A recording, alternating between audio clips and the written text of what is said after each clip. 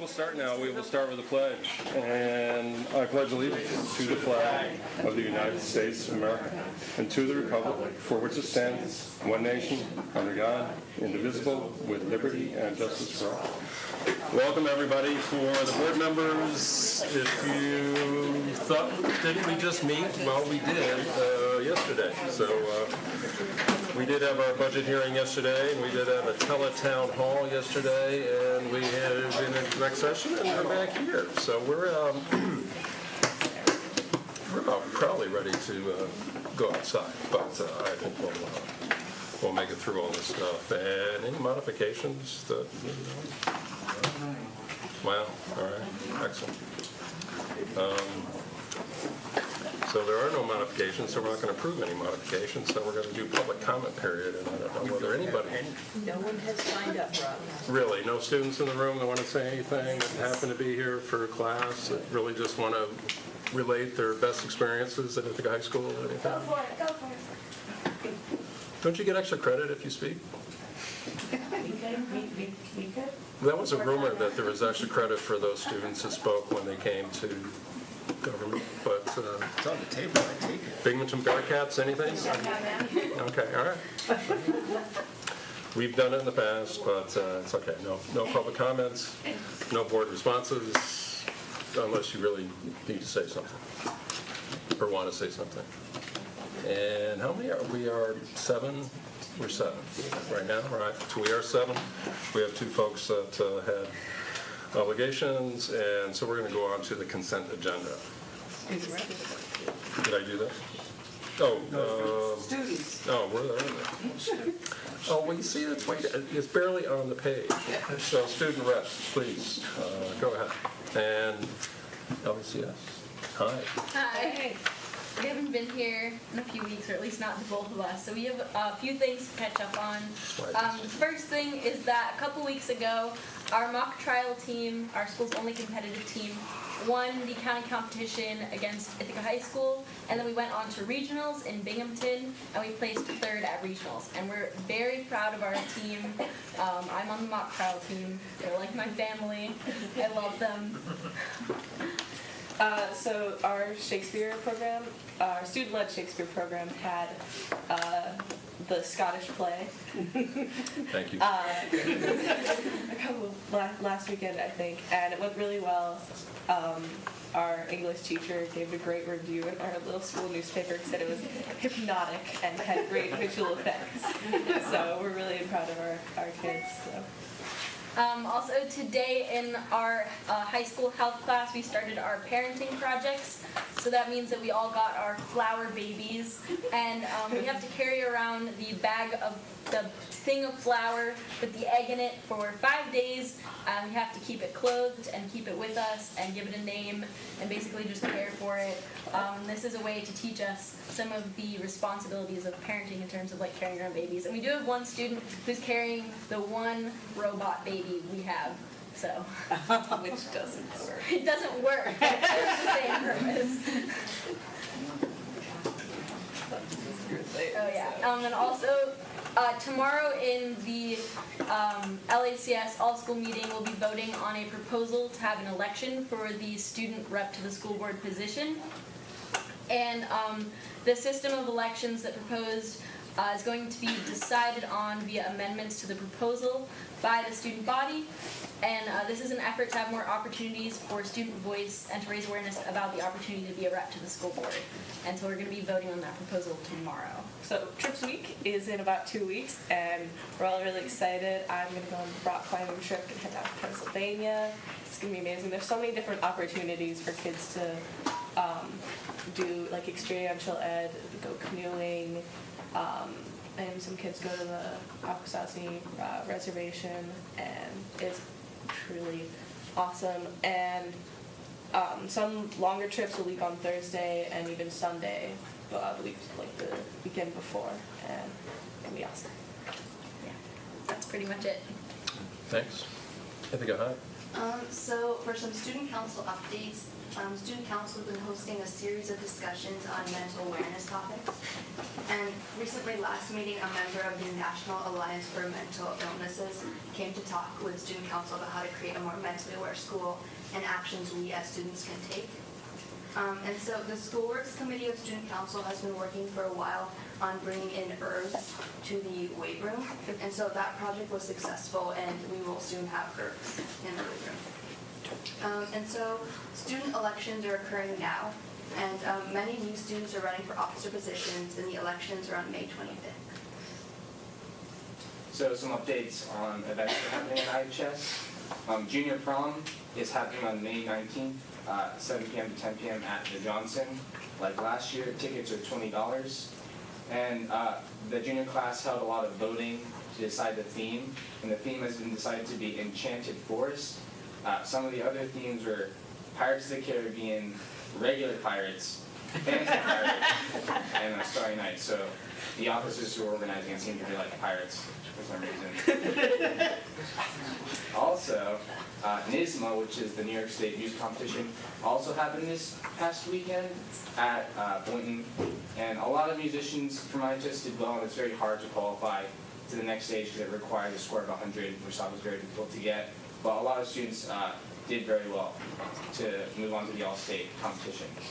And also, not last Friday and Saturday, but the Friday and Saturday before that, was the first K-pop concert at IHS, which was held in the Black Box Theater. I went to the Saturday performance, and it was really good.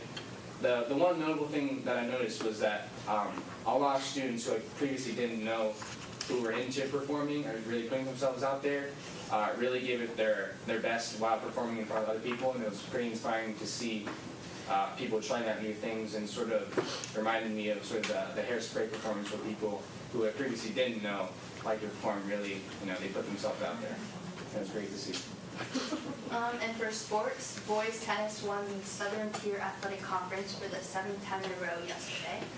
And boys lacrosse has their senior night game today against Elmira. So recently, there's been like a lot of talk about the unified basketball team at the high school. They actually had a basketball game today, 4:30 in Bliss Gym, so it was obviously passed. And I didn't know about the team previously, but I think it's really cool and a really interesting idea because how it's been explained to me is its teachers, as well as students who don't usually feel as if they'd be welcome to or comfortable participating in regular sports teams. So I think it's a really great opportunity for students who are interested in the athletics to have an opportunity to play. So Friday, April 27th, Swiss, our Supporting Women Impacting Society, they changed their name.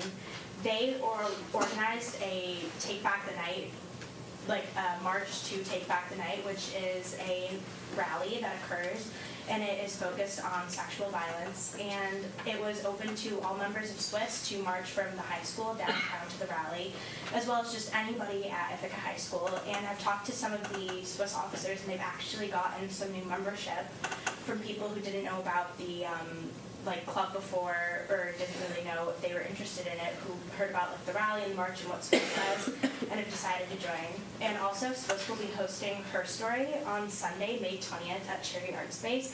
And basically speakers and performers come and they talk about a variety of topics relating to feminism and intersectionality. And so we actually had a question. So we were wondering, how is the board planning to incorporate mental health education at IHS? Excellent question, and board responses, we can certainly respond to that question. Paid personnel are always appreciated when the volunteers can weigh in, but if someone could address that, that would be great. You want to do wait till board responses, or you want to? Well, it's board responses right now. Cool. There are a number of things, and some of those things are included in our budget recommendation to our community. We have allocated some one-time funding to put together mental health support action plans, and that's in development right now. And I know as part of that plan, Jason Trumbull and his team are talking about some space for meditation and mental health support, along with some additional services, contracted services with community agencies, and also some internal supports as well. And Laura, you want to talk about some of the PD efforts we're going to be doing district-wide too? So working with a group of teachers, psychologists, social workers from pre-K through high school, And together we're talking about what are some of the outcomes for social emotional learning for students at all those levels, so elementary, middle, and high school. And then we're looking at some rubrics and thinking about what would be good social emotional learning curriculum for students. And so the social emotional learning curriculum is kind of skills that we all learn to negotiate our interactions with people day to day. And then we'll work with with community members, when students need more than that, what are some other supports that we can give students, you want counseling or some other things that go beyond the social emotional curriculum. So that's where we are right now, is in the selection process. And as part of that, at the high school, we would like to at least come to student council and ask student council to go out to classrooms to get input on that curriculum. We're not sure exactly how we'll do it. Will we narrow it down to 3? Will we get inputs of the 3 things you want to learn? We're not exactly sure how that is. We really feel your voice is very important in how and what you want to learn and how we can best support you. So we'll be doing that with you. That was a great almost board response. That was a great administration response. That was it for the guy, right? That was your last. Thank you. Any other board responses? Hopefully that answered your question. Our unified team, I was unable to attend, but my wife and daughter attended the first game, and they said that they were brought to tears in what was put together there and the supportive nature, and I think it's a great thing, and it's really beautiful that we're moving forward in these ways, so it's very cool. Anyone else? Do folks know what period the ASM is tomorrow? I believe it's 7th period. And just following up, tennis team is when they beat Maine Enwell the other day, I believe. That was the 91st straight dual meet win for the Ithaca boys team. Not only the 7 conference titles, but that beats quite a few records. So 91 wins in a row. I'm not quite sure. I don't know whether you have any insight on the mock trial debacle at Ithaca High School, but we discussed it last time a little bit. But I'm not hearing anything. There's any more. It wasn't a debacle. It was excellent. Both teams did very well. Oh, sure. That's what. No. Yeah, it's all good. It's so thank you, Ithaca. Thank you, LACS, and thank you, responses. Now, can we do consent agenda? I'll move the consent agenda. Something about Brad. Just so everybody knows, all these guys told me like to speed things up tonight because we met yesterday. So if I miss something, I appreciate the heads up that we did not do the student piece. Anything that we need to know in the consent? Are we good?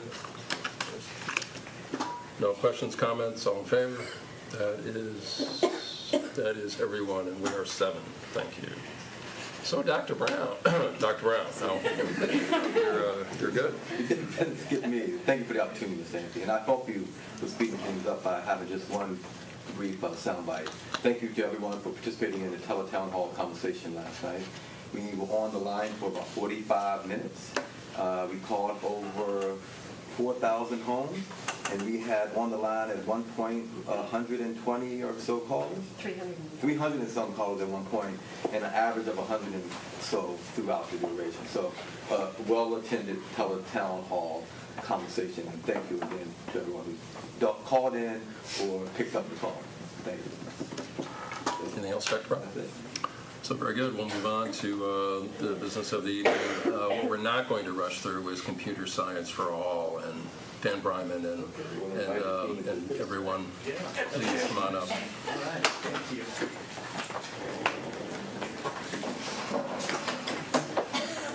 You all got this digitally? Was anyone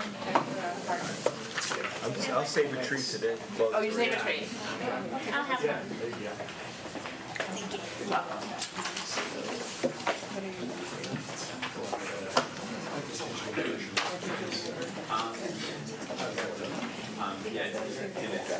Okay. All right.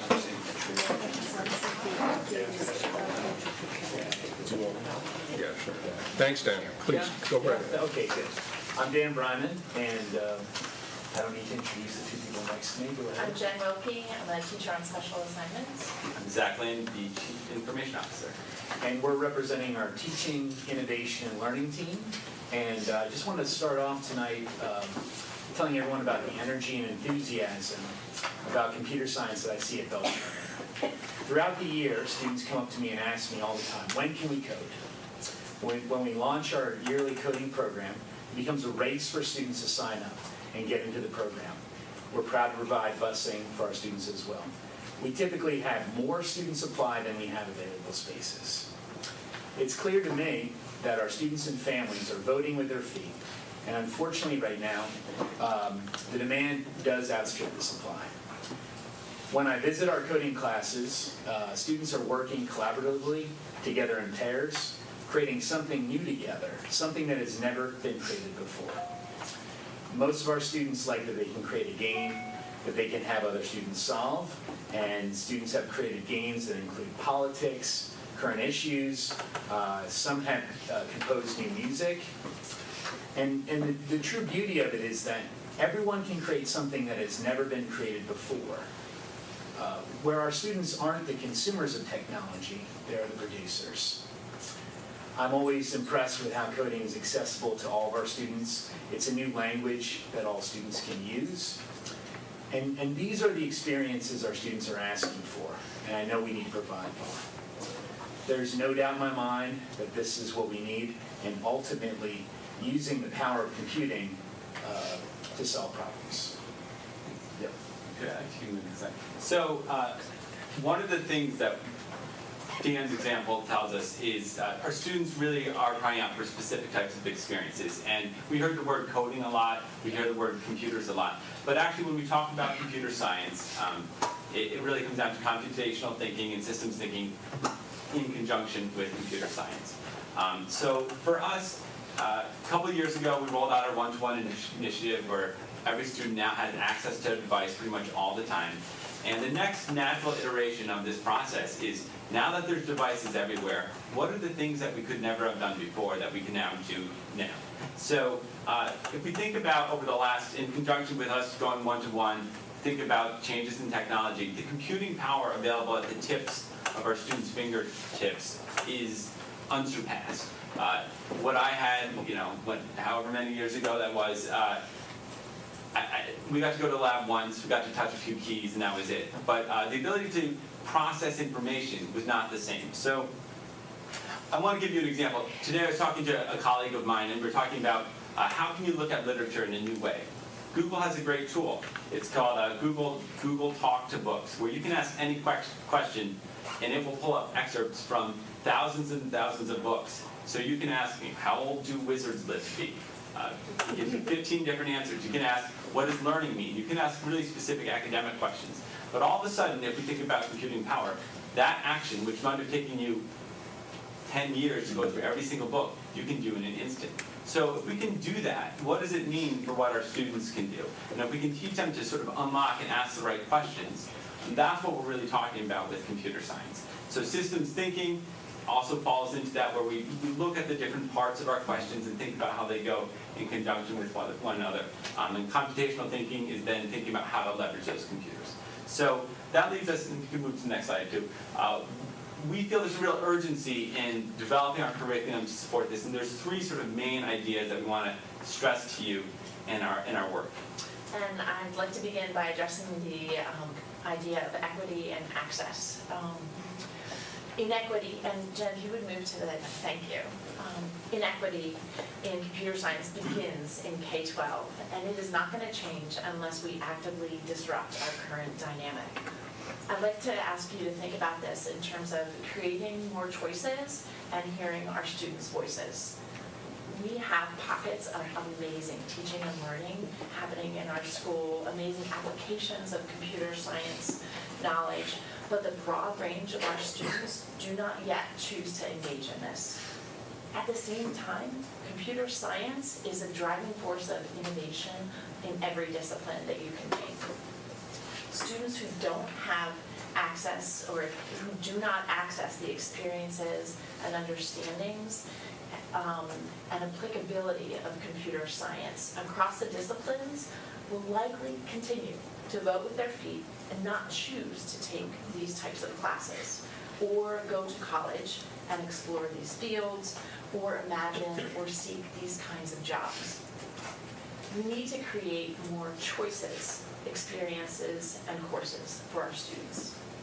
Not only is this lack of equity and access a loss of opportunity for our students, but their diverse perspectives and experiences, voices, talents, creativity are critical elements of problem solving across every field and every corner of the world that we face right now. We need their voices in this 21st century medium. Can you move to the next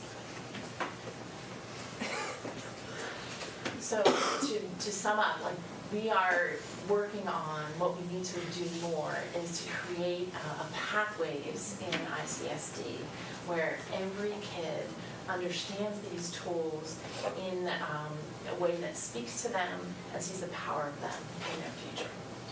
So we're left at this sort of moment where if we don't make some changes in how we approach our curriculum, we'll create these sort of self-fulfilling cycles where students don't see themselves as active members of our digital society that can be the people that are designing algorithms at Google or developing the next iPhone or developing the next way to think about different types of problems. If you go to the next slide, you've probably seen, there's 1,000 slides. Every company has a slide like this. I took Google's. It shows breakdown of gender and ethnicity, and there's no surprising piece of information there, I don't think.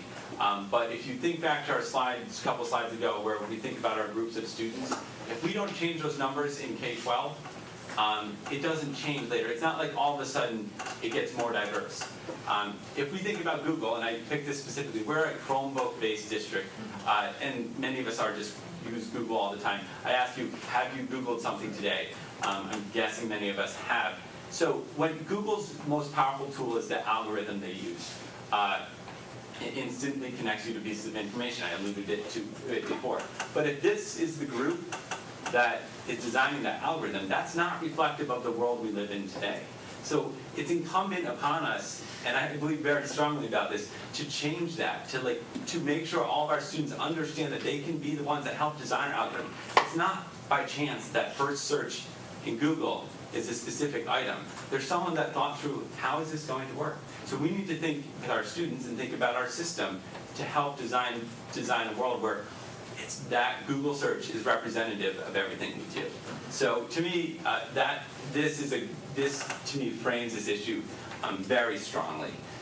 The other part that I'd say in terms of wanting our students to work in these types of jobs is the skills embedded within computer science. To think about a giant system and look at parts are hugely important. And when we have conversations as administrators around the future of our students, and we talk to local employers, they want not just people who have a high school diploma, but people that can go think about a system, think about a database, cross-reference pieces of information, use those systems thinking computational processes, learn to leverage computing programs. Those are hugely important for our students. And when we think about jobs, both those pieces play a large part.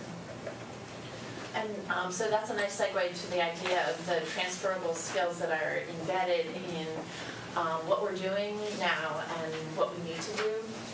The project-based learning work and case study work at the elementary level is getting our students thinking in creative, cooperative ways, looking across disciplines to research and pull together learning from multiple disciplines.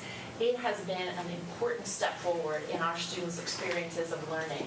And we have a lot to be proud of and will continue to grow and are grateful for your support of this project. Computer science, computational thinking, systems thinking are all completely transferable skills that help solve problems in any field. It is not just another thing to learn. As Dr. Brown said yesterday, it's not new, but it's better than we do. It is thinking and the tools that enable a deeper understanding of the problems that our students are faced with. This is also an evolution of our district-wide systems thinking. Thinking back years ago when I first came here to the Cabrera's work and how it informed our development of the vision and mission of ICSD. And those ideas of distinctions and systems, relationships, patterns, this method helped us understand how to teach thinking skills more deeply so that it helps students build knowledge for themselves in powerful ways. This work around computer science and computational systems thinking builds on that foundation and extends it in a way that is completely appropriate for 2018. An example of that. An example of that is how computer science can connect to existing curriculum work. And one way it could happen at Bell Sherman is this is our first grade case study of what animals live or pass through our backyard. And looking at computational thinking, the first thing we do is breaking down the problem into parts. And the basic question really is, why are the animals here? And looking at that, we look at what draws, attracts the animals, which could be the water source and the data. And then we collect the data, and we collect the data through a motion sensor camera. The motion sensor camera captures the data in really great ways for kids. It gives kids a picture, which includes the animal. It takes a picture when the animal walks through, but it also has the time, the date, the temperature, the moon phase, and we can collect all these data points. And then, so the next part of that is talking to our students and have our students pose questions around this. What information is here? When do most animals come on our trail? Is it day or is it night? To answer these questions, students could look at charts and graphs to see when the animals are on the trail, what day, night, if it's cold or warm. And students could also look at the relationship between that and to the moon phase, which is also a first grade standard. And then once they've gone through those steps in computational thinking, they can design an algorithm, and they could create something that could be something like this. The more animals pass through our backyard during the night, nighttime, during a certain temperature or during a certain moon phase, basically they figure out when the animals are coming through the nature trail more. Now, that's just computational thinking. Systems thinking really would make it go a lot larger than that. And that is something we could look at would be how the animals that live or pass through our backyard from our trail connect to the neighborhood, to the Bell Sherman neighborhood. So one way that students could do that is they could start developing a database. They could look at 5 different students. They could track them. They could, using the cameras monthly. They can look at factors that may impact population of animals, such as temperature, traffic patterns in the neighborhood. There's a lot of construction, right? Exactly. Right. Yeah, interdependence, and then how is it connected to the neighborhood? In the neighborhood, we could look at how the animal population is increased or decreased, and related to factors such it could be we could include waste disposal, population increase with the construction and the amount of people that are moving into the neighborhood. It could be any of these things. And then, using systems thinking, we really look at the cause and effect. Specifically, we could look at what happens when there's an increase or decrease in animal population. What are the causes and effect if the animal population, say for instance the deer, if the deer increase in the neighborhood, or I'm sorry, if the deer decreases, is there less damage to the local gardens? Or if the population increase, like right now we're seeing a red fox increase in the neighborhood, what's the consequence of that to smaller animals? So that's really the important part of not just using computational thinking, but using systems thinking to see how everything is connected and looking at the big picture. So just to expound on that briefly, our hope is that we can have every student have a really in-depth experience where they can not just learn about their environment, but they can see the parts in the environment and then scale up, compare their biodiversity of a local area to the national area, look at cause and effect on a greater scale. And if we can do that with every student in different ways every year, we can start to develop students that intrinsically understand how systems, how algorithms, how computational thinking work together. And it allows us to solve problems that perhaps we don't know how to solve now. There's a lot of big ones out there, and our hope is to help develop students that can do those things. Please move to the next slide. So for us, this is pulled from a code.org set of slides, but we think of human body as an important piece of information to learn about. Just like the human body, we should learn about computational systems. We have to be active participants in the digital lives we are a part of. If we choose to be passive, we choose to let it just come and use it as it comes, we're not going to be as active as we move forward. So our students need to learn these skills. We've been hearing this term 21st century skills for a long time. In reality, that's now. We can keep pushing it like we need to teach them. It's a now issue. So hopefully you're understanding that we feel there's a strong urgency to begin really systematically looking at the curriculum that we have in our district and thinking about how we can leverage it for all of our students in the lens of equity, for jobs, and just for everything that we do. You want to add that? No, I was just saying democracy. I mean, I think honestly, like if we don't understand how these tools are used, we are manipulated by them, and to have our voice at the table is critical. So, yeah. Okay, so let's talk. I want to talk specifically about our first-year plan of action. So one of our first steps would be to survey teachers, staff, students to provide us a baseline to see where we are as a district.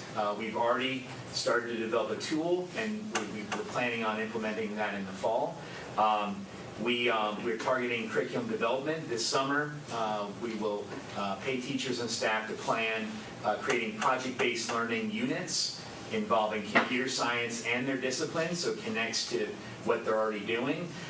We are also currently pursuing an IPI Connecting Classroom grant that will support this work, that will help to provide computer science opportunities for elementary schools to pilot computer science technology.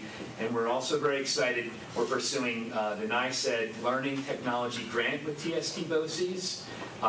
And some of the language from this grant is to increase equitable access to high-quality learning experiences and to look at responsive learning environments. And this is something that we're going to go after with the region. So also looking at developing community partnerships, we're excited to be working with Diane Levitt. Diane Levitt has agreed to come. She's the Cornell K-12 outreach coordinator for the Roosevelt Island campus, and she does a lot of work in New York City. And she's offered to come and do a training at TST BOCES for the region. It will help to provide an intro to computer science training for everyone in the region. Also looking at barriers, identifying barriers to access. We're going to need to do a systems analysis to identify barriers to participation. It'll probably include looking at, probably involve creative scheduling, course development that involves computer science applied in many disciplines, but it also is going to include building the internal capacity of teaching and diversity practices for all students applied to computer science. We're also looking at our case study exemplars right now and making sure to include computer science opportunities, and that's just year one. So, sorry, let me go to year two. It's a long list, yeah. Very ambitious. Okay, year two, we're going to work collaboratively with departments and schools to provide course changes to increase overall computer science offerings. We're going to increase computer science integration into project-based learning units, but we're also going to identify standards and a framework. We're going to increase purchasing technologies that support CS. I mean, this could be something like more wilderness cameras, VR systems. I don't know if you want to add any. Yeah. There's a whole bunch of 3D printers, access to different software, lots of different options. And we want to provide paid curriculum development to increase understanding of how to integrate computer science in existing curriculum.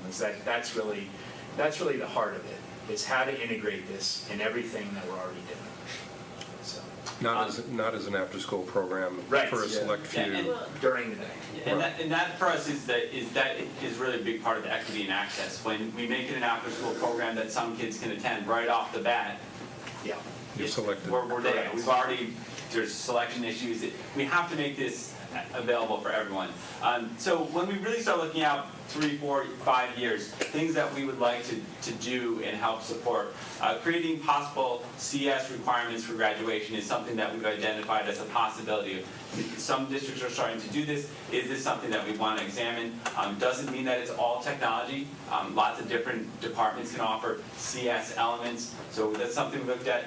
We know there's a potential bond project out there. I think it's important to look at our classroom spaces and think about how computer science might be available. Maybe it's specific equipment, maybe it's specific space design, different setups.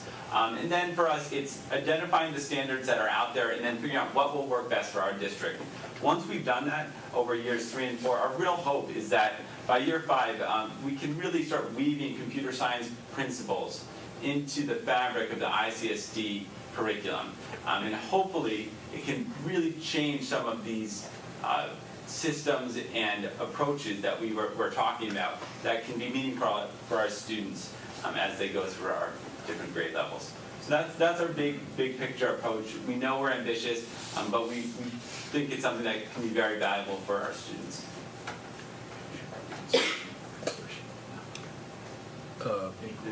Comments, well, you're going to get some questions, so Ann, please. Well, first of all, I'm very enthusiastic about this work that you're doing. I really support it, and I think it's really, really important. And I think that computer science and coding, it runs through all fields. But I do have one question. I very much like what you're talking about in terms of like the case studies and bringing that in at that level and looking at kind of the big, deeper picture. But I do have a question about the nitty-gritty of coding, because I know a lot of it is math, and I know a lot of it is very, very technical. So what my question is how do you see incorporating that aspect of coding, whether it's into the math curriculum or, you know, the kind of like the how to the actual coding, not just this, you know, systems thinking. I'm going to fall back to, we have amazing experts here in Ithaca already about that. We have teachers that are doing it at the high school level and at the middle school level. When I think about what happens in some of the tech departments already, it's amazing, the tools that our kids have their hands on. But what we need to do is understand how to get that applicable to all kids, how to apply it to problems that kids see as relevant outside of their classroom. And we have pockets of that, again, happening already. It's just scaling it out. I am ignorant of the specifics of the math, but I would just say tap into, we have both incredible math minds here and the professional development and training would do that. Right, I guess what it was meaning too, to that end, is that like, I know some can just pick coding up. You know, they're interested in it, they teach themselves the kind of coding language. Yeah. So they always, you know, maybe they were exposed to it when they were younger for whatever reason. So I guess my question is, that foundational kind of technical skill, I just wonder how, like within like elementary school math, and how you kind of could weave the kind of building blocks of that in, if that's something you're also. So I think, so one of the ways we can do that is coding comes down to creating algorithms, which is just really sequences. At the very basic, it's a sequence of shapes that, you know, lead to something. So that's the foundational skill, creating sequences. So if we create lessons, whether it's in math or not, that so if it's use that as a baseline. a rudimentary map, it's a mapping skill. Like to get from the front door of BJM to go to the Commons, we're going to go this way. We're going to turn right this way. We're going to turn left that way. That's a foundational skill to coding that kids can learn and apply through the years. And so then when they get to middle school perhaps, or the higher elementary grades, we would like to start introducing them to specific coding languages. If they have those foundational skills of understanding how algorithms work, that will come along more naturally. I think it's unlikely that we teach specific coding languages really, really early as everyone's going to learn how to do this language, but I think that translational skill of sequences and algorithms is where we start. Chris, go ahead. I appreciate the thought process that you brought to this. You folks touched on a lot of the questions I had as you started talking. You answered. I love the way you ended it because everything I've heard in the conversations I'm having with folks, understanding where we need to be. My question is, how far behind are we? So the answer is we either are not far behind or we're super far behind. If we want to compare ourselves to any school district, sure. We're one of the first. Right now we're working with the CS for All Consortium, which is a National Science Foundation grant-funded project, and we're working with professors from NYU and where else? I'm forgetting. Cornell. Yeah, just NYU. Sorry.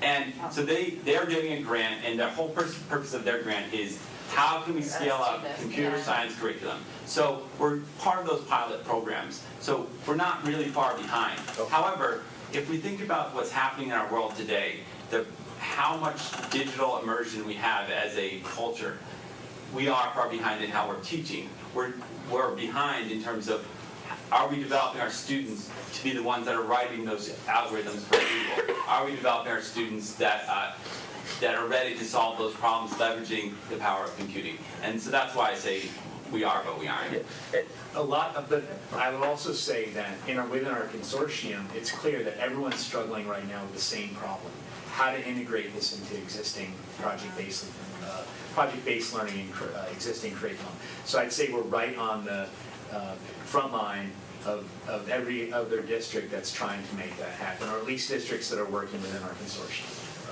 My other question was just talking about college and career readiness, because we know that if kids can code and they have a healthy understanding of this, they can find jobs and they can be really ready.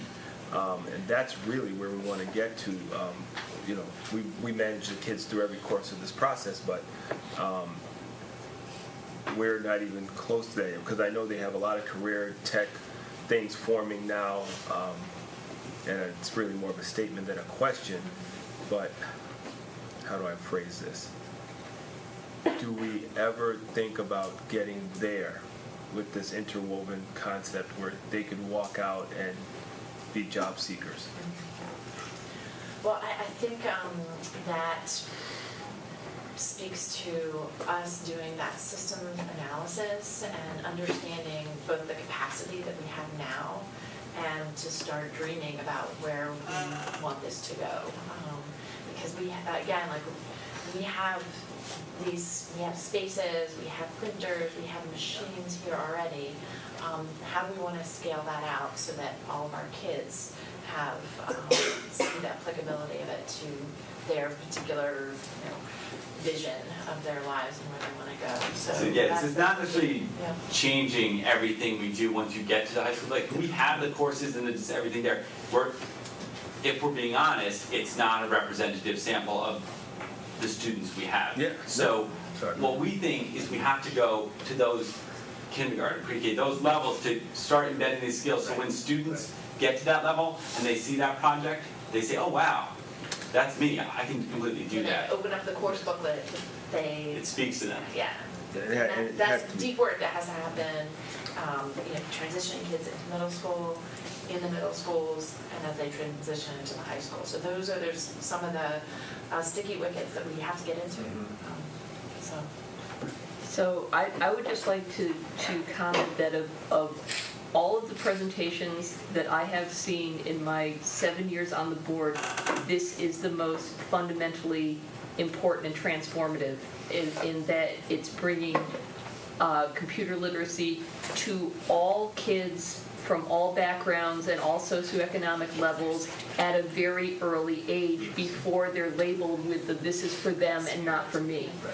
And I have thought for years we've got to broaden access to being comfortable with technology and not shut the doors on certain types of kids and certain genders of kids and certain income levels of kids. And I've seen this, throughout my kids' tenure in the district, and as the parent of a daughter who just graduated with a degree in electrical engineering and has been looking at racism, classism, and sexism within the engineering field, and who goes through the door and who doesn't, and what that means for, just as you say, how society is presented with what we see on our computers. Yeah.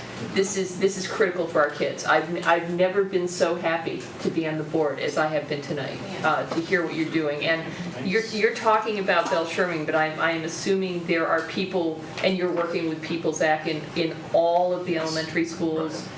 Yeah, this isn't a Bell Sherman proposal. Yes. I want to be clear. This is, This I is was a just district using that proposal. Yes, to provide because some that's your context. school, yeah. No, this is K-12, ICSD. Yeah. Thank you. So as my colleagues have said, this was a super amazing presentation. I felt like it was critically, you all were very intuitive and thought about all the moving parts and all the children. One question that I had that I think is connected to Anne's is when thinking about coding, how connected is reading and writing and math? Just thinking about our equity gaps and the students who aren't doing well in those areas. Do you have any research on the likelihood of those students being able to be successful in coding? I don't yet, but can I speak to just one aspect of this work where we're already starting to grow this summer and where we see it so important.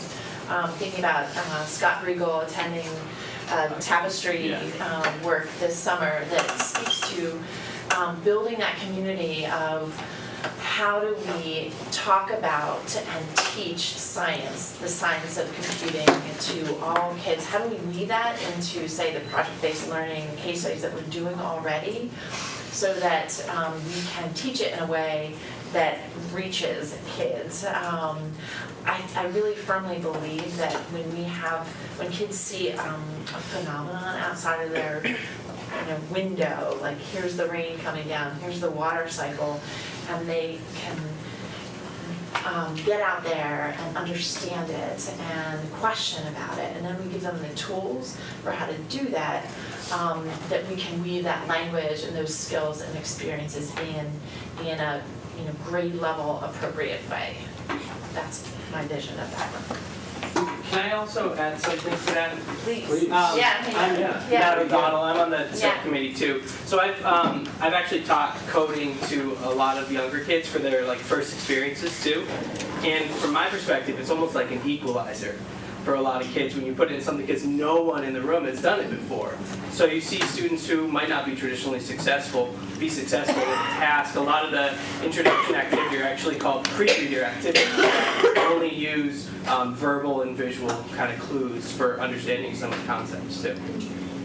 Is it something like, I don't want to give away how old I am, but when I went to school in New York City, when computers were pretty new, there was this little game that we would play with a little turtle, and you would have to put how many ways it had to go each way. Exactly what we're talking about. When kids are, it's that kind of that mapping skill that literally we were talking about how this fits with our social studies standards of understanding basic geography and mapping at the kindergarten level, right? We can understand that set of directions and then apply it with a game, with a coding application.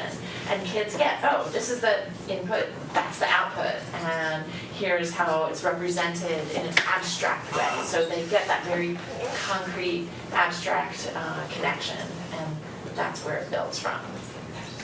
And it looks just like that you remember. I won't say how old I am, but we didn't have computers. But Ann, go ahead. Just a quick follow-up on that. So because I think it sort of was answering the question I had. So what you're saying is that you'll be using a case study as a way to build the foundational thinking and then bring it in back to the classroom onto the computer where you would do what you were talking about. Yeah, I think there's a lot of this and opportunities. FOSS kits, one of the things you've heard, we have those. One of the things we're studying is, can we create computer science equivalent experiences that we can say every grade has these pieces? Goes right in hand. And it's not just coding. I mean, a lot of the case study work that we'll do, I don't want people to think that computer science is coding. A lot of it will be data collection in different ways. Data collection in ways that we couldn't solve problems, some time ago at Ithaca High School. Now we have a lot more information that we can find trends, that we can find patterns. That's the power of the computing solving a problem, basically. We had a fairly long discussion last night at our budget hearing about our budget process and how it's different and how we don't spend the last couple of weeks trying to cram a budget together, and we try to explain to everyone we work on the budget all year long. And we just passed the budget a week or so ago, and we haven't even gone to public vote, which will be next week. But we're already talking about the budget for going forward. This impacts how we spend our money, how the community spends their money on education and the ICSD. So we're going to have to work on what is it going to take from the community. You talked about grants, but how do we bring computer science to everyone from a after-school program at Bell Sherman, which relied on Cornell. Right.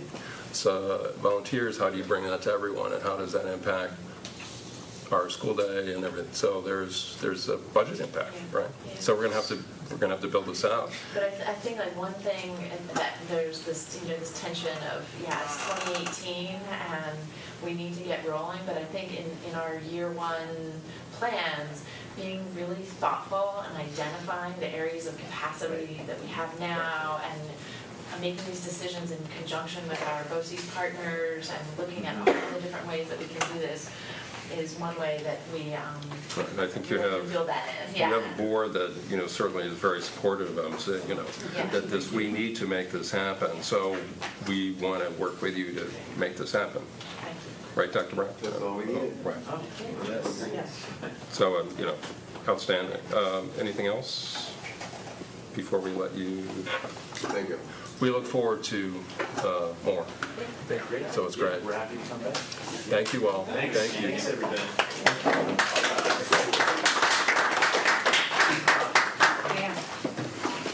Yeah. Thanks, everybody. And we're not going to applaud international field trip but we do have to speak to it, correct? We have some guests, and Liddy is here also. Yeah, click it there. Oh, there we go. Yeah, good evening. Hello. Thanks for coming back. So I'm here this evening to hopefully get your approval to have one more trip to Paris, France. Like I've said before, I've been going since 1999, and so therefore this is a voyage or trip that I feel strongly about for the development of my students, to give them the opportunity, initial opportunity to visit a French-speaking country, use their French, pick up as much as they can within the short time we're there, and then use it as a beginning point for what I hope will be a continual desire to speak the language, learn more about it, and develop their understanding of any Francophone country to which they might have the opportunity to voyage, travel, work, have internships, and so that's why I'm here. So to let you know about the trip information and how I disseminated the information, I visited every French class that we have at the high school. And during that time, I presented what the trip would entail, the itinerary, the costs, and what I was hoping that they would be able to achieve from that trip. And I also then mentioned to all those students that there was some scholarship money, and that if they had need of that certainly should see me and talk to me about that. And so I also visited the middle schools, every middle schools at both of the middle schools, and gave that same presentation. And so I felt like I really did try to make the trip available to everyone. And in each one of those discussions, I made sure that I mentioned the fact that if they, they felt that it was a financial problem, that we could see what we could do. So that's an interesting point because it's very hard, I think, for some students to come forth to somebody they may not know necessarily well and state that they would need some scholarship money. So what I did was if I saw that a person was initially interested, then and they didn't carry through, I mentioned, I would, after class or in the hallway, I said, hey, you were really seemed to be interested. Can you give me some thoughts on, is it feasible? Why is it not feasible? Would some scholarship money make it available to you? And I did that with a lot of students.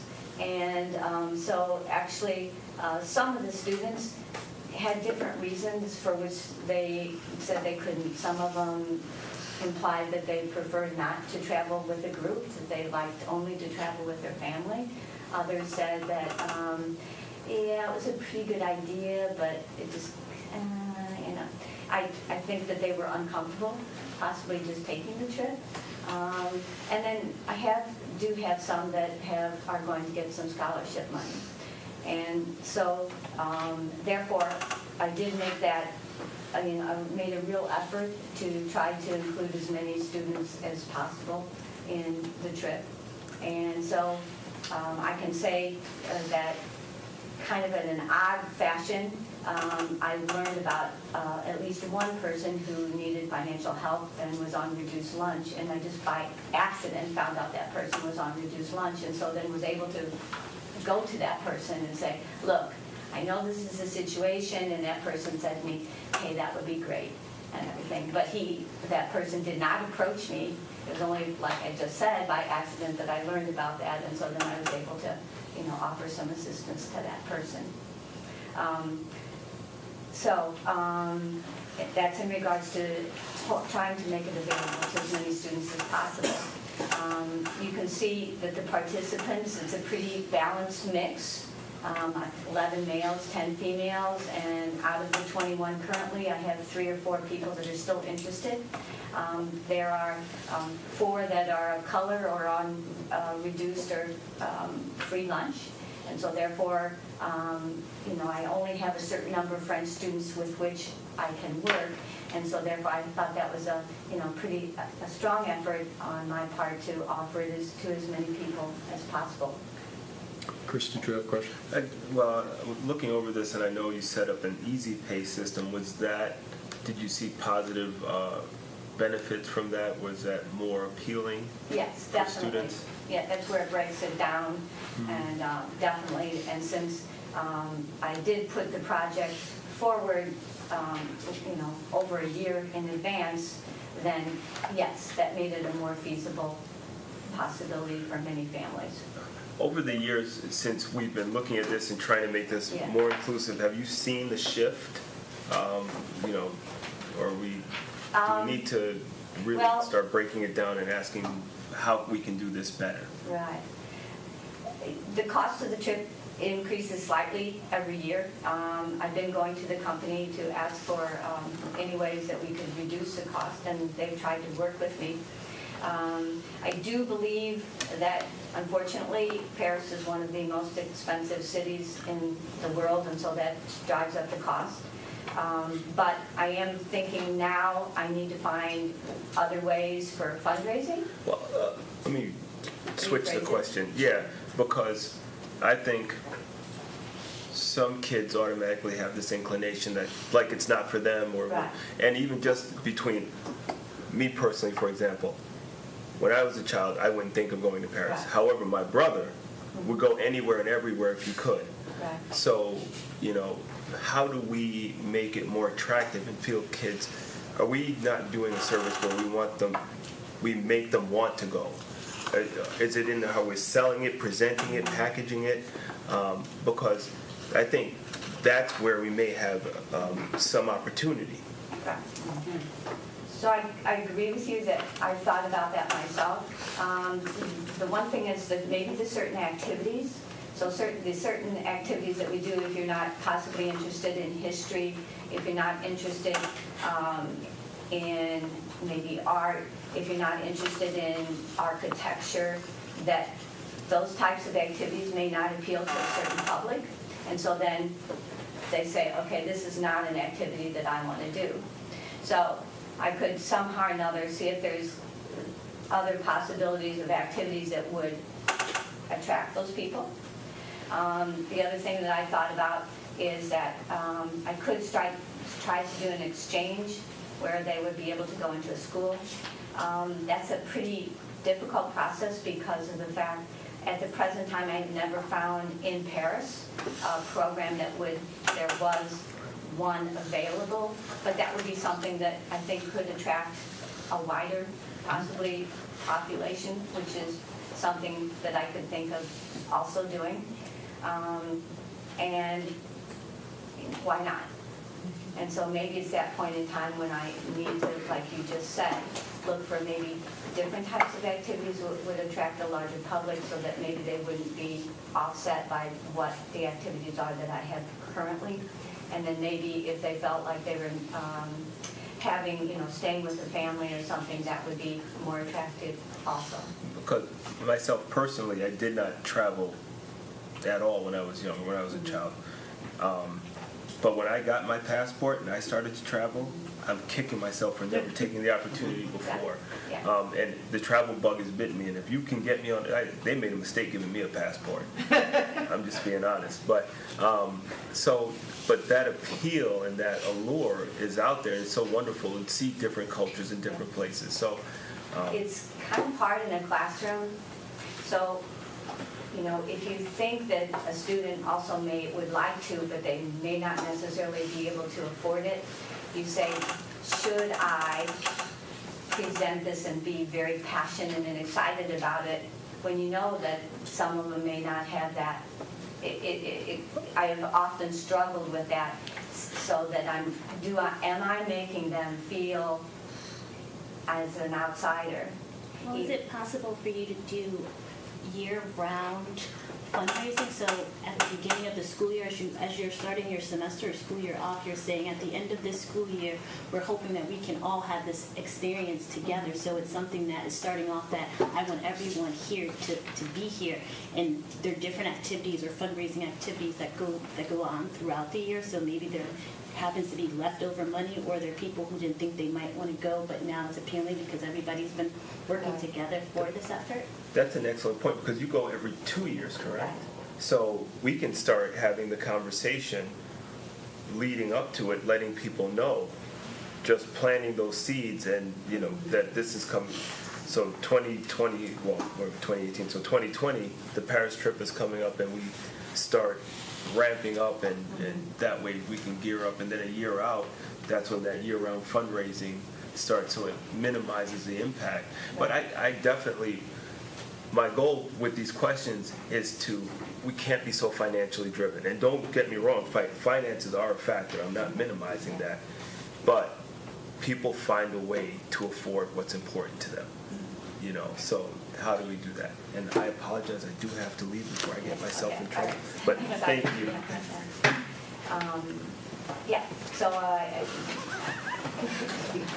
Yeah, Chris sucked up all the time, and then I love the mic. Could have waited for the vote, Chris. So those are all issues that I keep addressing, and I will continue to work and change. I do believe that's important.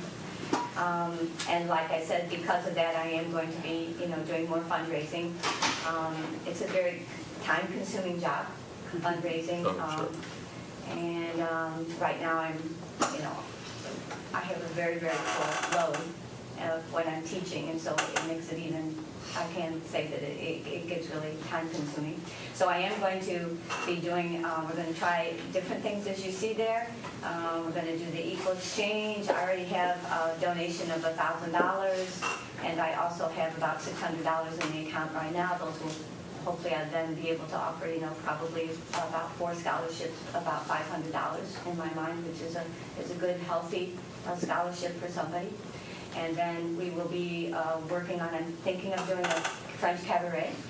And that would be in the fall of the year, where some of my students that are involved in the trip sing and dance and play the guitar and play the violin. And so I was thinking of doing something like that, and it will all be with based on French composers, French musicians, French songs, and that would be a way to connect it also with the trip. And then I'm going to try to do like a fund me type of activity also. So those are some initial ideas. A couple questions. So what is an equal exchange? So it is basically, there's a lot of countries like in South Central America that offer their products, and you can get them cheaper and they give you a portion of that, but then it also gives them the possibility of being able to sell their products. Oh, okay. I haven't found anything so far that I would like to do if I could, that would be from some of the French-speaking countries that would then support those countries. And if I do find those, I will be using those. Yeah. And so when you do the fundraiser, does that the money that you make with the fundraiser, does it reduce the cost for everyone? Yes. Yeah. And so and everybody should participate in that. But do you have a problem with kids who it's like, you know, my parents can just write the check now, so you know, why should I, you know, work on fundraising and spend my time when it doesn't matter to me? In the past, I haven't had anybody say that they will not participate, so I'm hoping on the positive attitude there. Good. Also, so you went to the middle schools with the idea that it was the rising eighth graders who would next year be ninth graders. Who would be not the seventh graders, right? No. Right. Yeah. Anything else? Are we good? Tough to go to Paris if you're not really interested in art, architecture, history, touring cathedrals. Tough to do Europe if you don't like any of those things. Yeah. But you could go to St. Martin or St. Bart's or Guadalupe and have a beach vacation in the spring. Go sit at a cafe. I mean, it would be great. But I've never done any of that. So are we good? Can we are going to vote now, right? Well, we should have somebody should move it and second it. Well, that would be helpful. Because last meeting we tabled. Right. Oh, you're right. Right. So we tabled. Moved at that time, or did we table it before we had a motion? Yeah, it was Rescinded. withdrawn. The motion was withdrawn. So then we tabled, and so we obviously the subject came back in this meeting because we had to. I'll move approval of the trip. Second. Warren, any other questions right now? Comments? All in favor? That's everyone, and we have enough of everyone. So congrats. Well, your work, your good work is in front of you again. But enjoy the trip. Okay, thank you very much. I appreciate it. So remnants of the policy committee. We have policies. Oh, yeah. Okay. I move policy 1900, parental involvement for first reading, discussion first reading. Second. It's long. Well, actually, as I recall, we don't really have to spend a lot of time with it because, as I recall, the only reason that we had to revise it was because it was making references to what was the previous education law, No Child Left Behind, and we had to expunge every mention of No Child Left Behind and use the new language. So we're really, it's not a new policy for us, but it is a modified policy in keeping with new federal regulations. So it's very boilerplate. But no. 99% of the language in there is what the government says we need to have in this policy. Do you want it up? I mean, it is really long. No, I have it in front of There's you. an honest answer. But I think That's fair, Nicole. everyone, it's for a first reading, and we can, everyone can take a look at it at their leisure and well, dig back into it before that second reading, right? Moved specific references to things like ESSA now, or where do we? Yeah. Well, S is still there, it's the No Child NCLB. So when the law changes again, we're gonna have to go We'll back have to to this. go Okay. Yeah, and also technically, every year we are supposed to review it. I go to each school and share it with parents and ask them their input. But the board is supposed to review it each year. Like, I don't know if that's all the words, they use the word review at the federal level, and we are being audited at the state level, the state title office. And so it's good that it's on the books that this is being reviewed. Move seconded for that first reading, and we always vote on the first and second reading, so we're going to vote on the first reading and then we'll bring it back, right? Sure. Everybody's going to dig into it. All in favor? That's everyone. And the second policy. Policy number 8123.2, prohibition of food and drink in certain instructional spaces. Move for first reading and discussion. Second. And this came to us from the county health department, is that right? Yeah. Yes, so, this is a very short. That sounds cool, easier to read. Yeah. That is how we judge policies, and how difficult they are to read or not. This is a very practical policy. And it says that if we have a laboratory where there are toxic substances, or a portion of a classroom used as a laboratory where there are toxic substances, we shouldn't also have food and drink there. And we should keep food and drink out of the refrigerators in which we store our toxic substances. The board was excited to take this on. We feel it's important work. We feel it makes a lot of sense. Shouldn't leave a ham sandwich on the top of Or below. Or below. Okay. And the reference to certain instructional spaces, that actually took on a bit of a discussion on itself, correct? Yes. And the reason was Because, well, originally it was using laboratory, and then basically what we decided is that there are portions, say, of an elementary classroom that are sometimes used as, a laboratory space. And so this is what we came up with, is saying certain instructional spaces, meaning ones that have toxic substances in them at any time. So this only applies to the time when the toxic substance is present.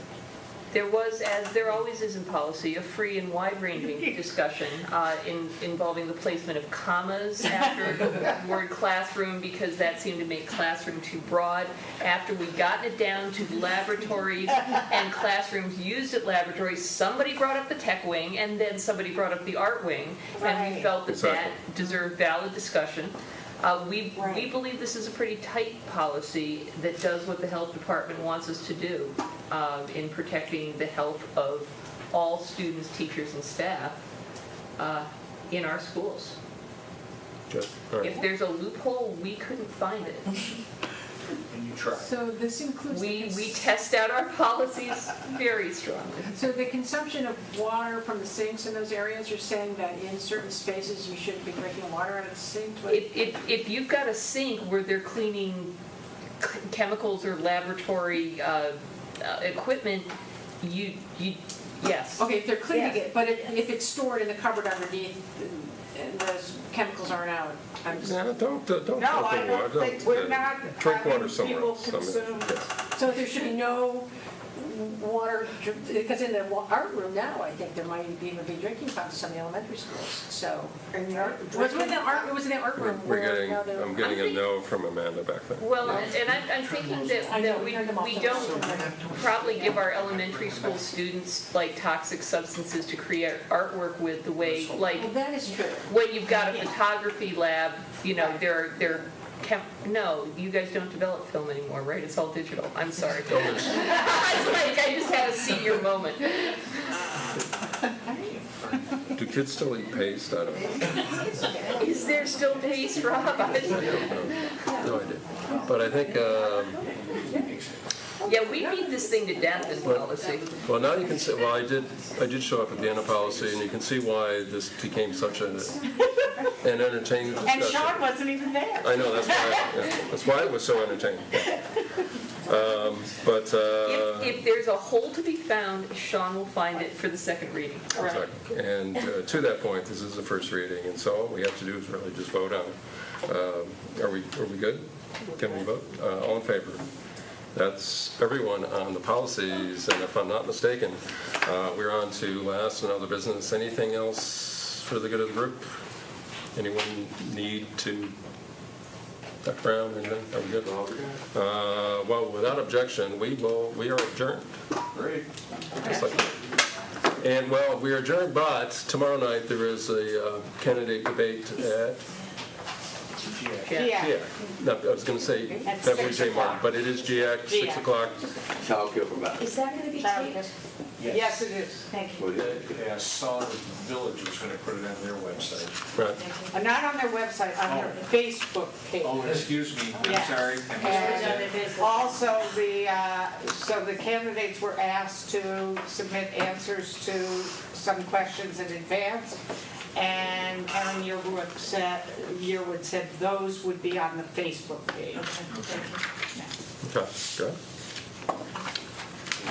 All right, well, I already called the meeting, so I'm wrapping up. So, but I did want to make sure everybody knew.